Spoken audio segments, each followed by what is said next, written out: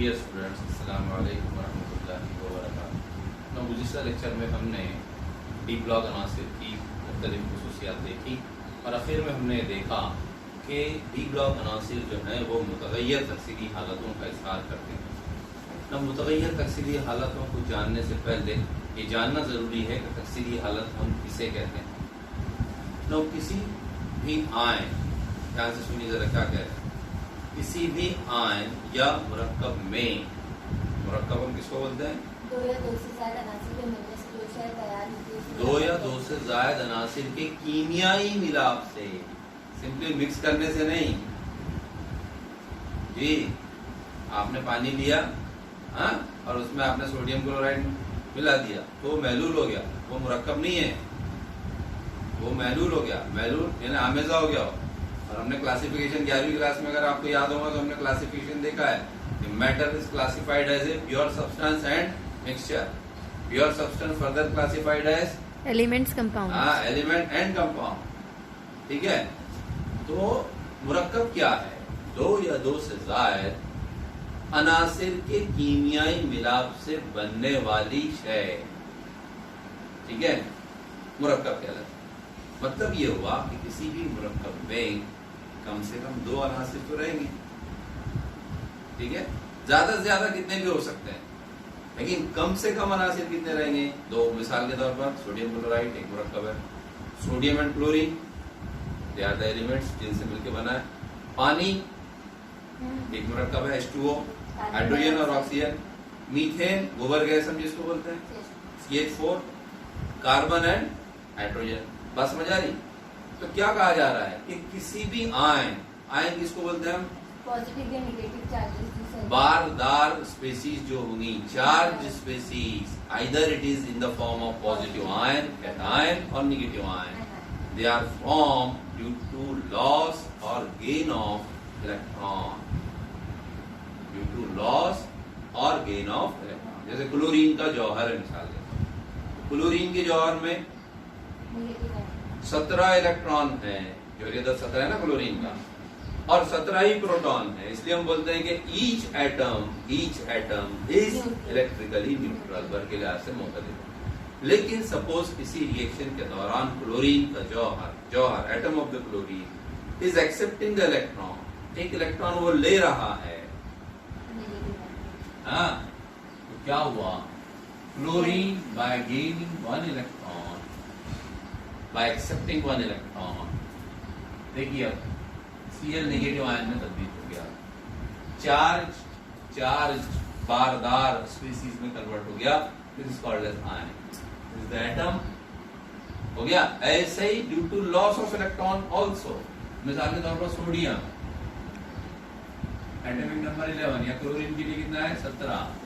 During the reaction suppose क्या कर रहा है? ये एक इलेक्ट्रॉन लॉस कर रहा है, is losing the electron, lose कर रहा है, मतलब हासिलेशन पर आ रहा है।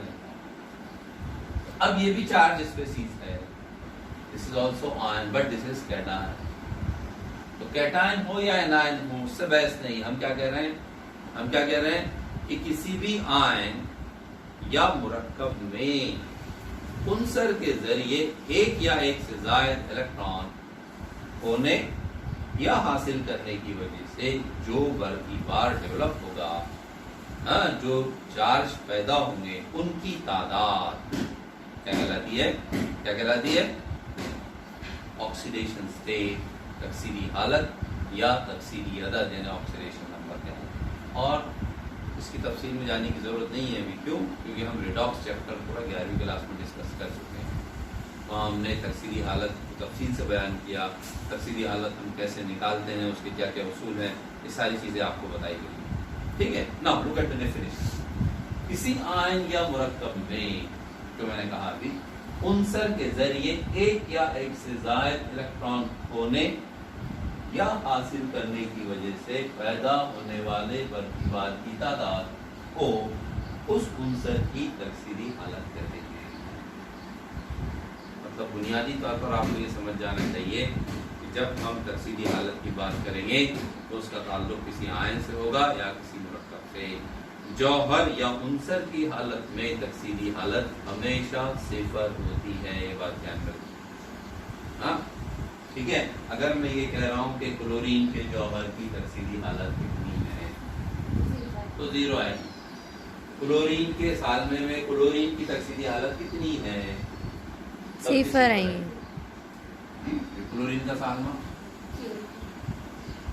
ठीक है, उनसर है, न ये इसको इलेक्ट्रॉन देगा ये ना ये इसको इलेक्ट्रॉन देगा, क्योंकि दोनों की इलेक्ट्रॉन छीनने की सलाहियत बराबर है, इसलिए हम बोलते हैं कोई चार्ज डेवलप नहीं होगा।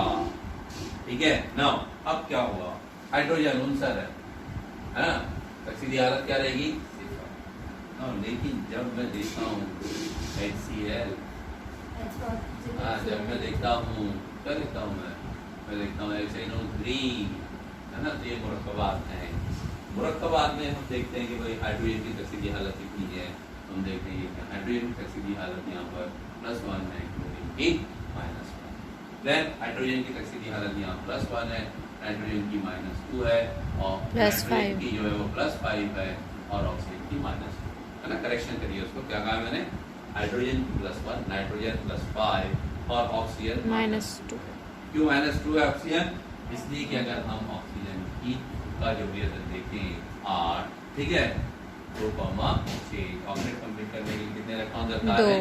2 इलेक्ट्रॉन दरकार है। ड्यूरिंग द रिएक्शन वो क्या करता है? 2 इलेक्ट्रॉन लेकर अपने से नजदीकी गैर-अम्लीय गैस की इलेक्ट्रॉन की स्टेट हासिल करता है। ऐसे यहाँ पर है, ऐसे यहाँ पर क्लोरीन ऑर्गन के इलेक्ट्रॉन की स्केल हासिल करेगा, 1 इलेक्ट्रॉन लेकर, और सोडियम 1 इलेक्ट्रॉन खोकर नियॉन की इलेक्ट्रॉनिक स्केल हासिल करेगा। यहाँ पर means neon and Na positive they are isoelectronic, है, ये बात ध्यान में रखिए।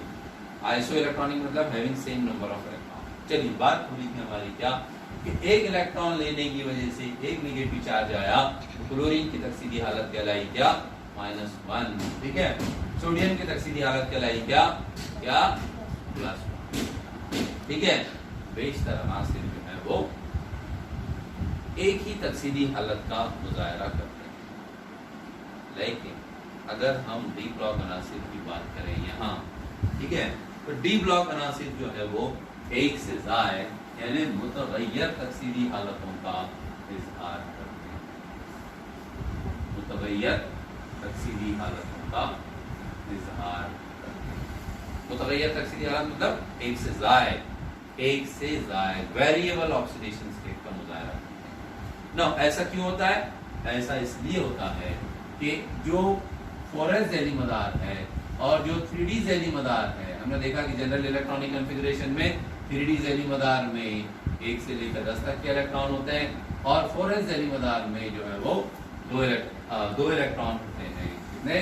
2 इलेक्ट्रॉन होते हैं, सिवाय है कि क्रोमियम और कॉपर के, जहां 4s झैली मदार में 1 इलेक्ट्रॉन होता है ना। ठीक है, सिवाय क्रोमियम और कॉपर के, जहां 4s झैली मदार में 1 इलेक्ट्रॉन। बोलने का मतलब ये कि 3d झैली मदार और 4s झैली मदार की तवानाइयों में इंतहाई कम फर्क होने की वजह से 3d झैली मदार के इलेक्ट्रॉन और 4s झैली मदार के इलेक्ट्रॉन दोनों कीमियाई तामुलात में हिस्सा लेते हैं। इस वजह से उनकी तकसीदी हालत जो है वो एक से ज़ायद मुतगय्यर या वेरिएबल ऑक्सीडेशन स्टेट का वो मुजाहरा करते हैं। now आइए इस टेबल को अगर हम गौर से देखें तो यहाँ पर 3D सीरीज की इलेक्ट्रॉन ऑक्सीडेशन स्टेट जो वो दी गई है। 3D सीरीज मतलब कौन सा? पहला उबूरी सिलसिला, और हम जानते हैं कि पहला उबूरी सिलसिला शुरू होता है स्कैंडियम से।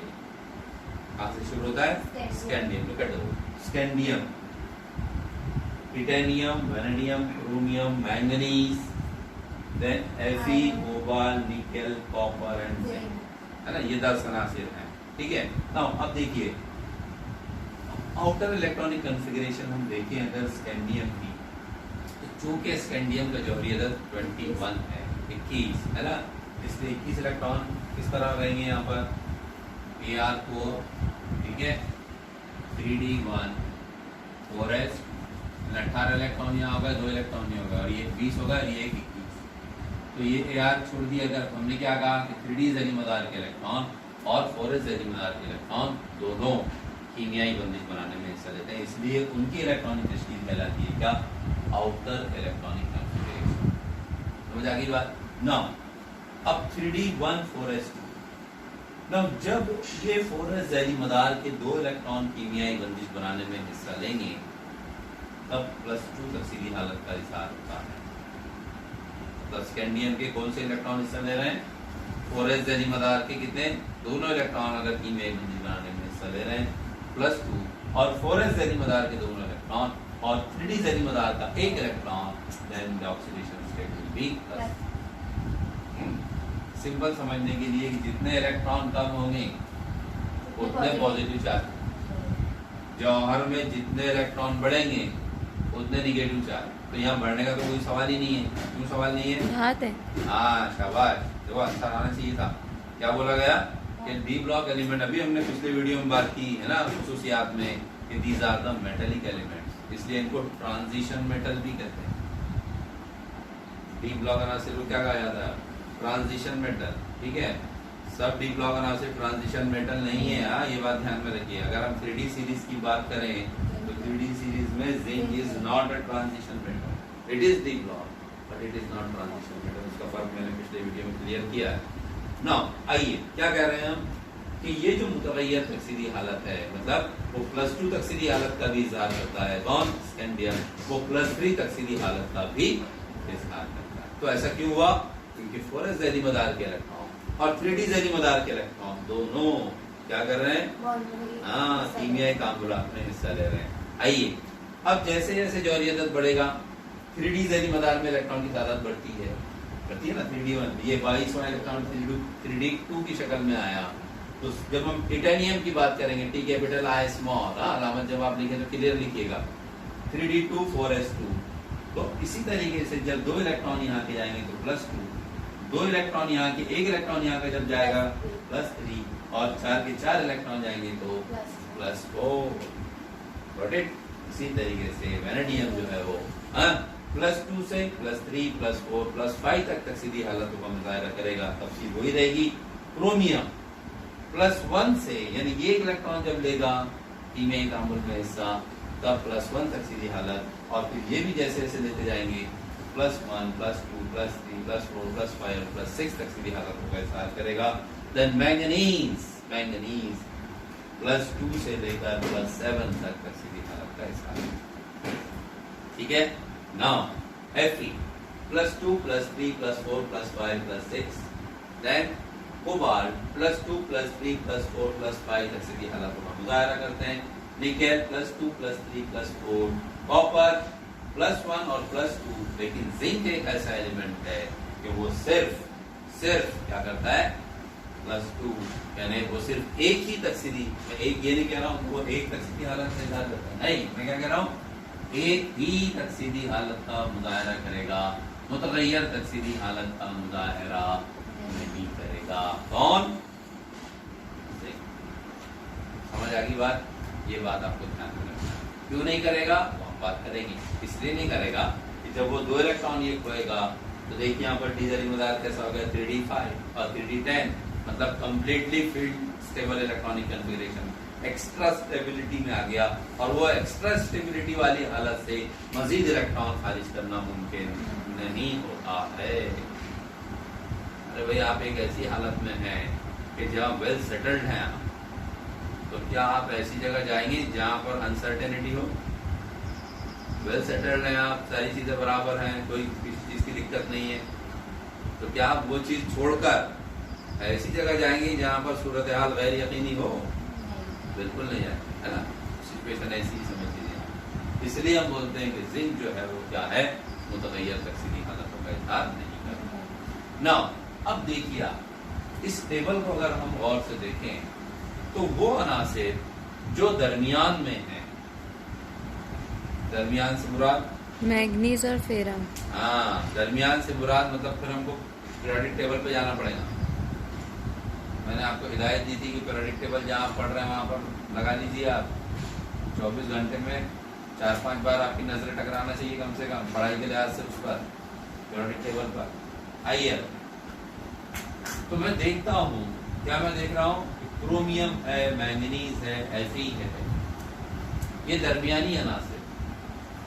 तो जैसे जैसे हम स्कैंडियम से जिंक की तरफ जाते हैं, the number of unpaired electron in 3D subshell बढ़ते जाते हैं। देखिए 3D 1 है, 3D 2 है, 3D 3 है, 3D 5 है, यहाँ भी 3D 5 means all these 5 electron up to 5 electron कहाँ से कहाँ तक? स्कैंडियम से, बहुत अहम चीज का कह रहा हूं मैं, ये आगे बहुत काम में नहीं है।